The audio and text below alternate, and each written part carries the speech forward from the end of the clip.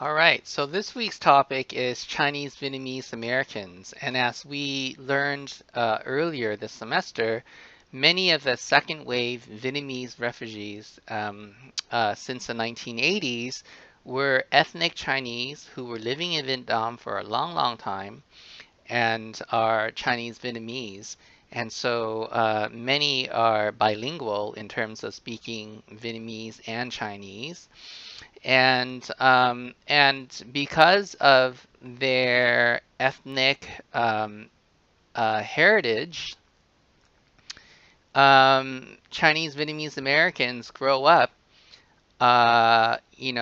with complex identity as well as struggles with their identity. In terms of in the United States, they ask them, they tend to wonder if they're Chinese, if they're Vietnamese, or if they're American, and not feeling fully one or the other. And this is an issue, though, because we know that if you have a strong sense of who you are, that builds self-confidence, and with self-confidence, you do better in school, and you will succeed and prosper because you have a purpose.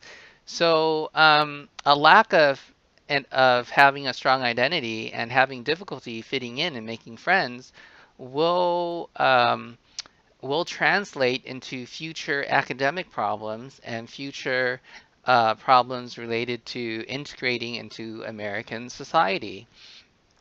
And so that is something to consider as you all explore this group. Now, this group is actually a pretty sizable group within the Vietnamese community. Um, you know, uh, and and they have been typically ignored in terms of research, publication, and even allocation of resources, mainly because they don't fit with the Chinese or the Vietnamese. Now, at the same time, because of their linguistic ability, many can choose to join larger social networks within the already established Chinese American community, or they can drop the Chinese and go solely Vietnamese. And and again, if that is occurring for among the second generation or 1.5 generation means they came when they were very young, like toddlers. They were knee high. They were the height of their parents. I think I'm considered a 1.5 generationer because I came to the US when I was 5 years old.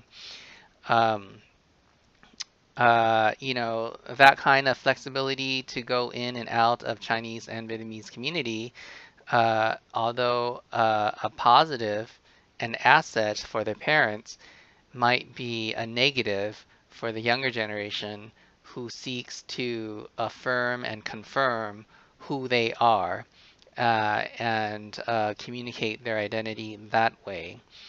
All right. Thank you.